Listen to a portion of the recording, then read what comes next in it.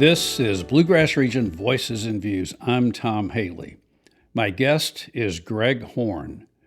Greg is the founder and executive director of Hope is Here Ministries and the lead pastor at Gardenside Christian Church. We talk about how Greg moved from feeling hopeless after a flood in Cynthiana destroyed his grocery store, leading to him losing his business, home, and marriage in a 24-hour period. Later, after 3 friends committed suicide, he began Hope is Here as a radio program and podcast. Today, Hope is Here has grown to be involved with the local mental health and faith-based communities where Greg provides presentations and helps facilitate workshops and conferences. He also works with other nonprofit organizations to help a variety of people who are struggling. Drop in on our conversation as Greg describes what happened. Hope is Here started in 2017 here in central Kentucky after just a holy discontent was put in my heart after losing 3 friends in a little under 14 months by suicide. And nobody saw their deaths coming, and I just had a desire in my heart that somebody had to start talking about mental health and just being able to know that, it's okay to not be okay, but it's not okay not to let anybody know. And unfortunately, suicide is the second leading cause of death for ages 10 to 34 in the state of Kentucky and actually across the country. And so I thought somebody's got to start talking about this, especially for guys and men, to know that, when you're hurting inside, you need to talk to somebody about it. So a daily radio program, Monday through Friday, started on WJMN in December of 2017. And just very fortunate that we celebrated our 7th anniversary this year and had over 100,000 downloads of the radio programs. And it's evolved into so much more than just a radio program. Now it's opened doors for me to go and speak places about mental health and suicide prevention. Also do a lot of one-on-one coaching sessions with people, and just been just wonderful to watch how things have evolved over the past 7 years. There was a time when you actually had some suicidal thoughts or desperate thoughts. Would you just tell us a little bit about that? Yeah, the reason I'm so passionate about this topic of mental health and suicide prevention is I was fortunate to have a company that did almost $10 million a year in sales, had almost 100 people working with me in Cynthiana, Kentucky, and then one day it rained a lot. It kept raining, and next thing you know, resulted in a major flood. And I went from getting ready to be a millionaire in my mid-30s to being $2 million in debt overnight. Had a miraculous comeback, but unfortunately, a few years later, had to file bankruptcy and lost my business, my home, and then unfortunately got the trifecta. Also, my wife decided to leave me for an old high school boyfriend and went through an unexpected divorce. So after losing my business, home, and marriage in a 24-hour period, to be honest with you, Tom, I didn't want to live. And so thankfully, because of friends, my faith, family, good counselor, exercise, even taking a pharmaceutical for about 10 months, I'm here today to be able to talk about that 24 years later. And so that's kind of why I'm so passionate about it, because I could have been one of those statistics that died by suicide. About what year was that? That was in 2001. 2001, okay. Did you have anybody to, I don't know what the word would be, lean on or give you some help at that time? Yeah, I was very fortunate. Got a brother that was just great. My parents had some friends. We're not meant to do life alone, and yet usually the number one reason why people die but because of suicide and die by suicide is because they lose hope and they keep everything inside. And that's one of the things that I've learned through these past 24 years. With the revealing starts the healing. And so when you just open to one person to say, hey, I'm thinking about checking out on life, I'm done, man.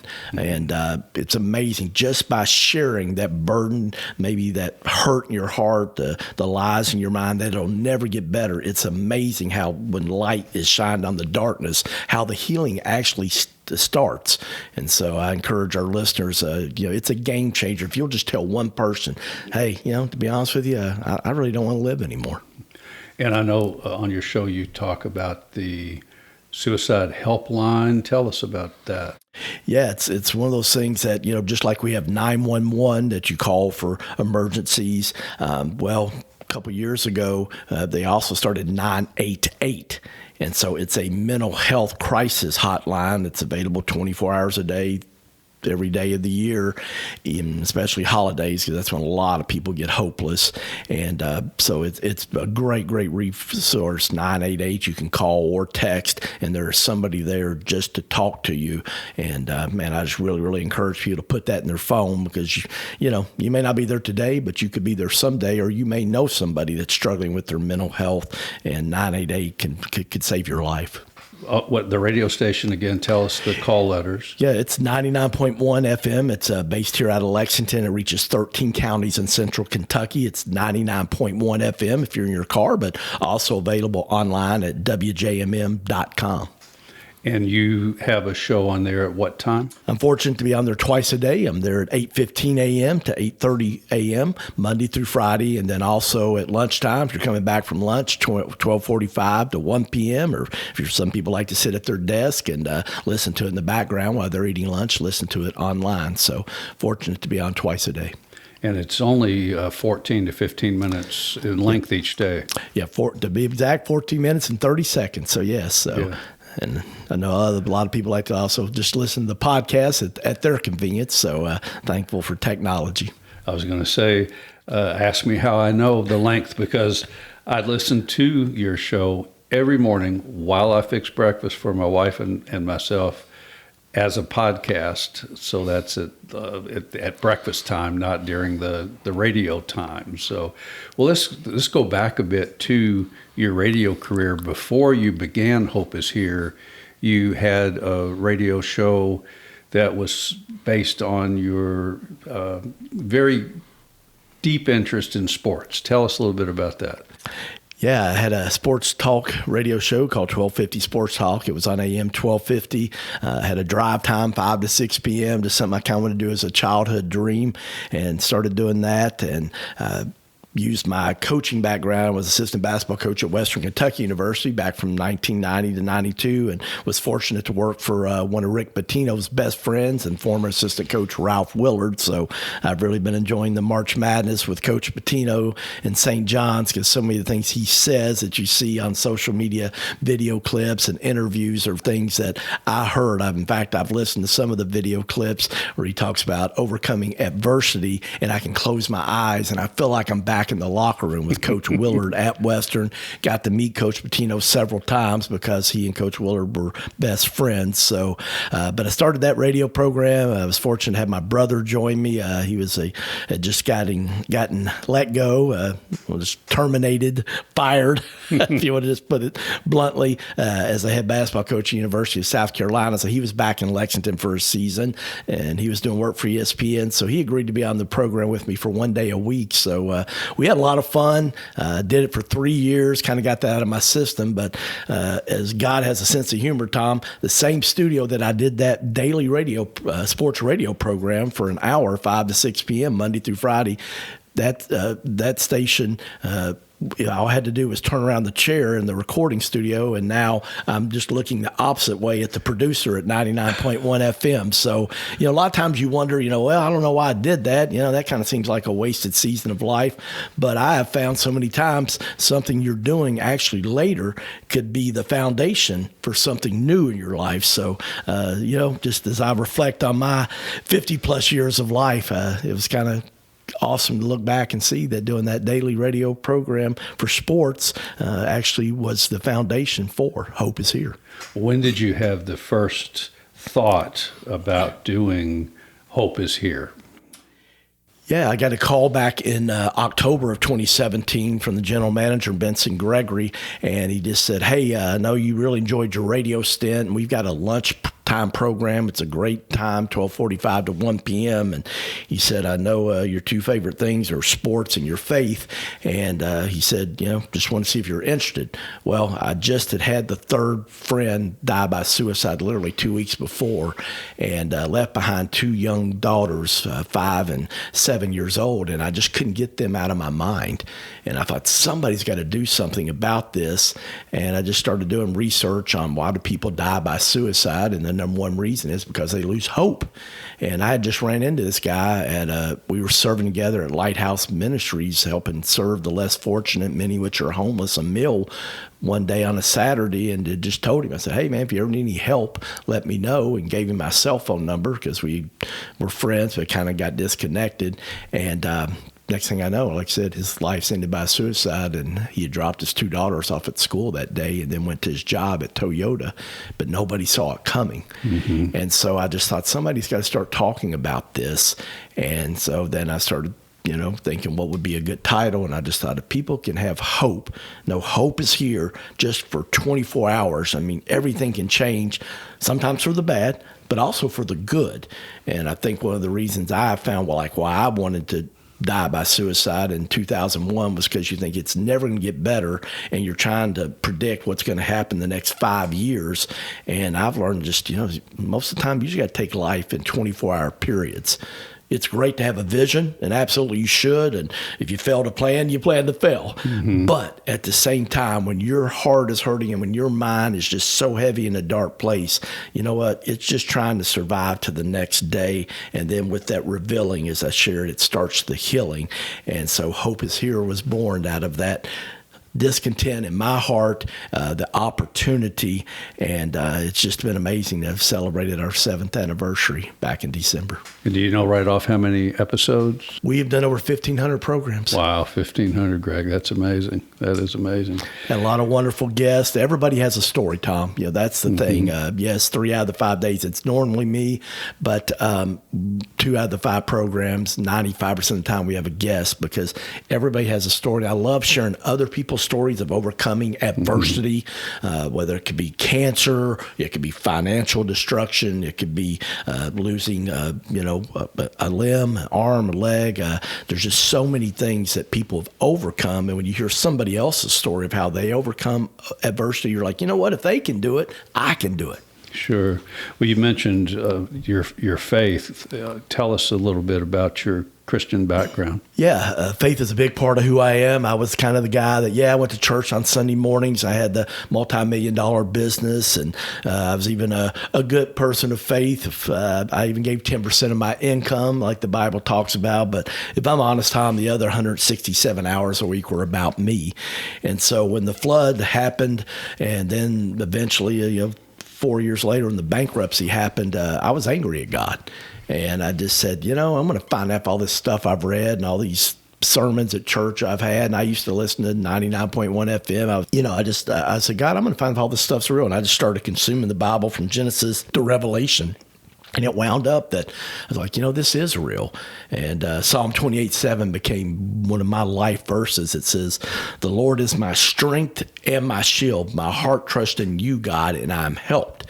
And so when I was weak, I didn't want to live. God was my strength. And then my shield, he was my protector, because I knew that, people in the community, Central Kentucky, knew I went through a bankruptcy and a divorce. And I felt like a total loser. And so that verse also says he's your shield. He's your protector when you're worried about what people are saying about you, what they think about you. And as you trusted in God, he will help you. And that's why I'm sitting across from you here today, because my faith became real. I had to live it out. And I had to lean into my faith, and I found out, when Jesus is all you've got, Jesus is actually all you need. And you are a minister these days. It's amazing. God can use anybody. Celebrated my 40th high school reunion last year, and people came in from all over the country. I went to Tates Creek, graduated in 1983. And just it was funny because people come up to me, obviously because of social media, people see things, they're like, dude, can't believe it, you're a pastor. I'm like, yeah, God can use anybody, but it's really been fun because my path to ministry is not normal. I'm not a Bible college guy. I've not been to seminary. I'm just a guy like Paul in the Bible that God just said, hey, you know what? I'm going to take your broken life and I'm going to use you. And I've been able to relate to so many people because of being a former business owner, being a former college basketball coach, having to file bankruptcy, going through divorce. It's amazing. I've found, Tom, that God never wastes a hurt if you allow him to.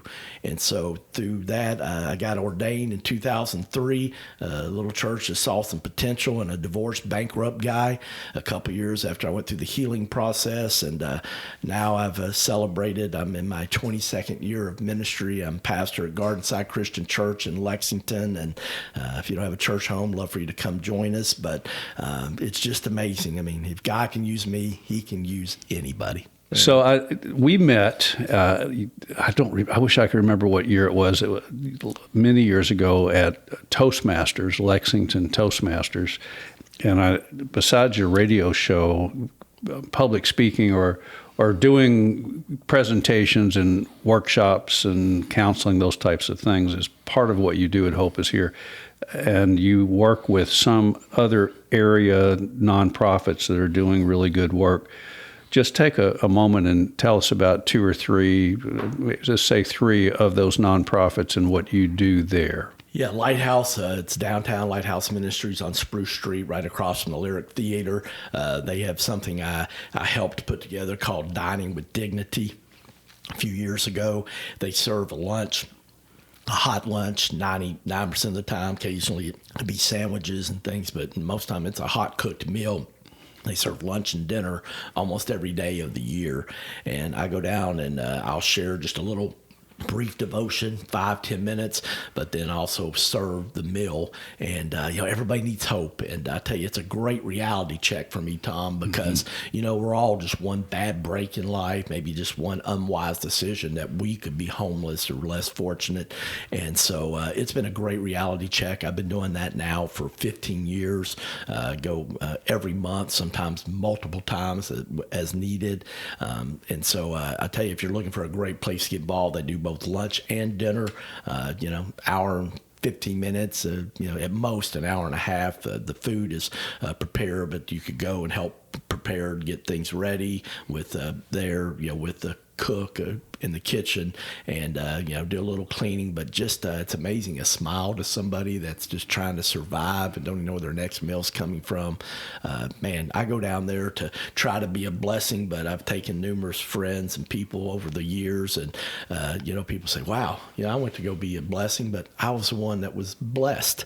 And it leads me to one of my favorite proverbs. It says that those who refresh others will themselves be refreshed. So I want to encourage you, if you're looking for a place to make a difference in your life, you got to check out Lighthouse Ministries in downtown Lexington. Great. I'm going to have a link in the show notes to Lighthouse Ministries. I studied their website yesterday, and besides serving the meals, they have a facility where people can come in and just get a bath. And they help people have shoes on their feet and the toiletries that people need, those types of things, shampoo and so on. So Lighthouse Ministries is pretty amazing. Glad you're involved there.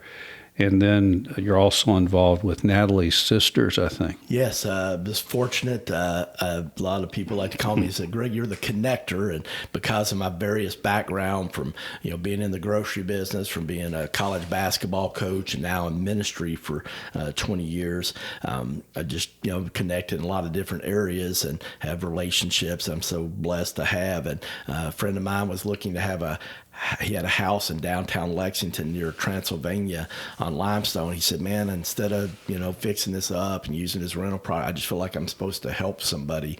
And another friend of mine had a vision to start this organization, this nonprofit called Natalie's Sisters, to help women that are in the adult entertainment industry or maybe in prostitution, just in, making a living in just ways that, that are just painful.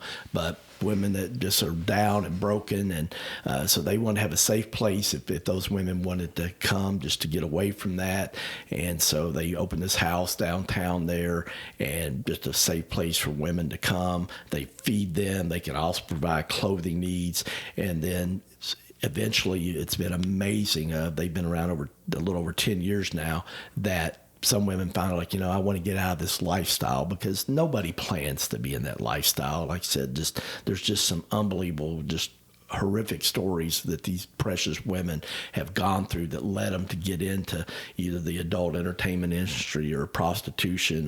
Human trafficking, unfortunately, is also big in central Kentucky. But if they're ready to say, you know what, I want to make a break from this lifestyle, they also are able to get them connected and put in recovery programs. So I've been a part of that ministry now for a little over 5 years, after actually helping connect the person that donated the house. And Janie Lewis and her team, they're doing an amazing job. I've been to some of their banquets. I've gone down there and shared with their staff to encourage their staff, because they are what I like to call hope dealers for these women. So if you're looking for a place to make a difference, you got to check into Natalie's Sisters. A wonderful, I think, kind of hidden treasure here that a lot of people don't know about in Lexington, making a huge difference.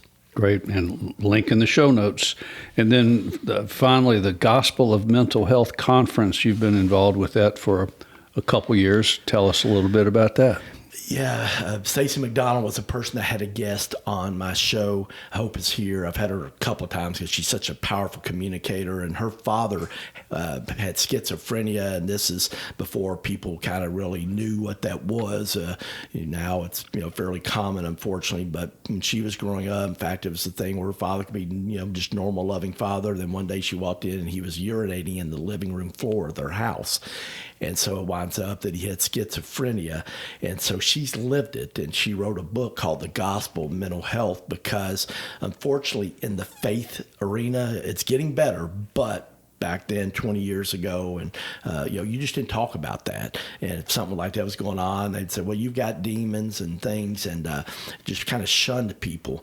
And Stacey just wants to say, hey, there is mental health illness. And yes, God does sometimes instantly heal people, but 99% of the time I found that, God uses doctors and medicines and rehabilitation, therapy to help get healing.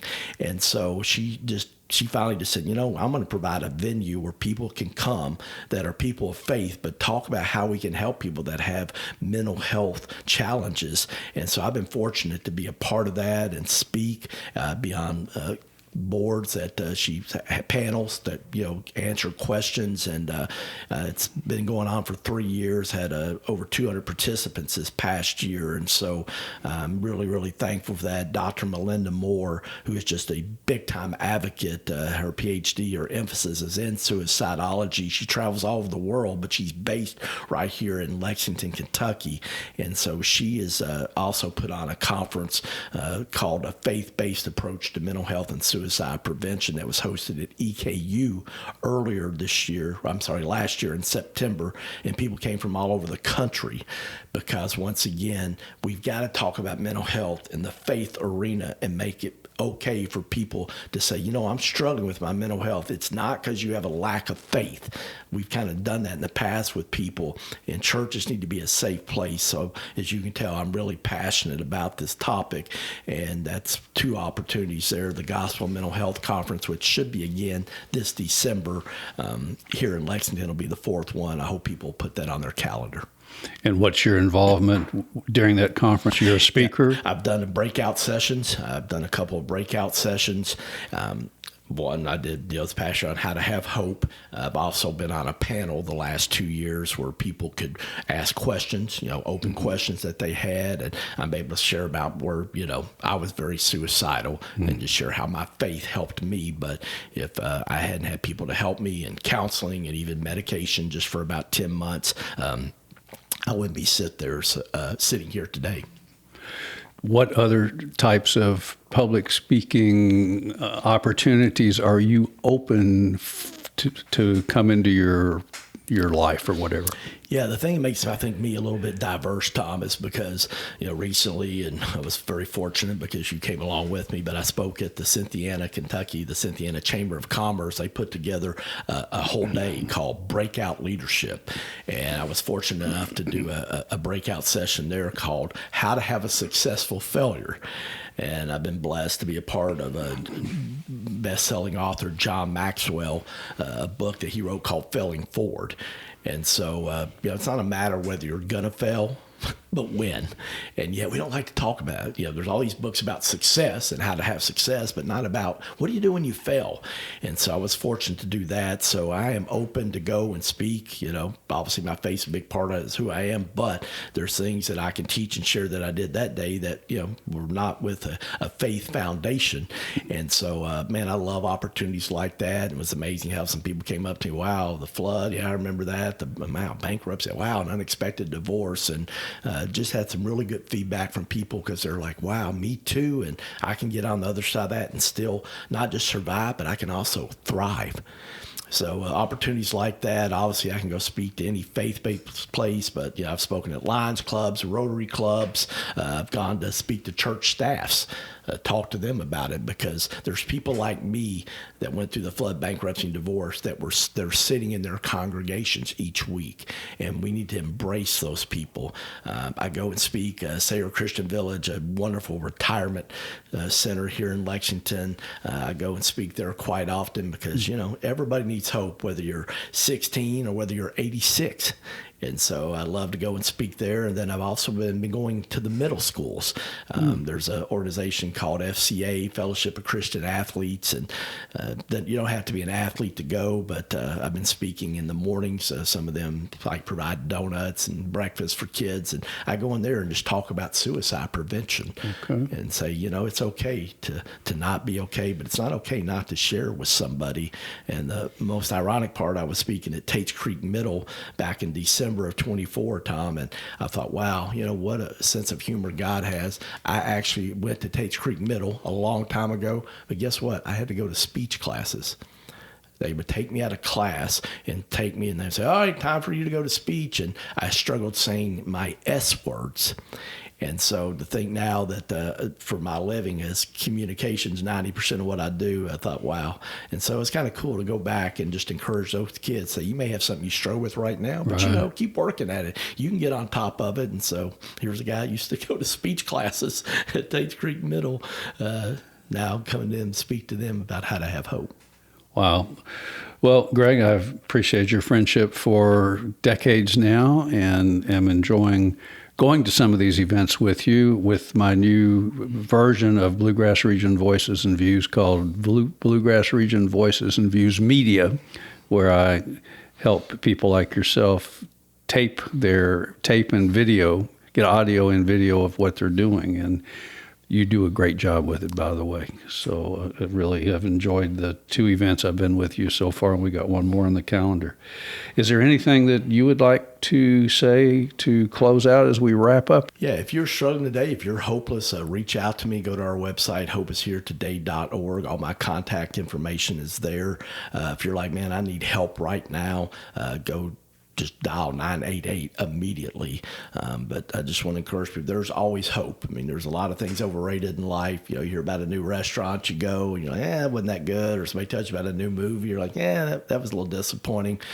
Sports teams, we get involved and excited about our sports teams. And they really underachieved this year. But the one thing that I know, Tom, hope is not overrated. But if you reach out to somebody, there's always hope. And so I hope that they'll go to our website, hopeisheretoday.org. A lot of great podcasts. There are other things to help people. But most of all, reach out to somebody if you're hopeless. And, man, I would love to talk with you and try to help you if you're in a deep valley or dark season of life. Great, Greg. You're doing great work. Well, to our listeners, thank you so much for tuning in today, and links to everything we've talked about, Greg Horton's website at Hope is Here, and the ministries and nonprofits that we talked about, all those links will be in the show notes. And thanks for listening, and let's get out around the bluegrass.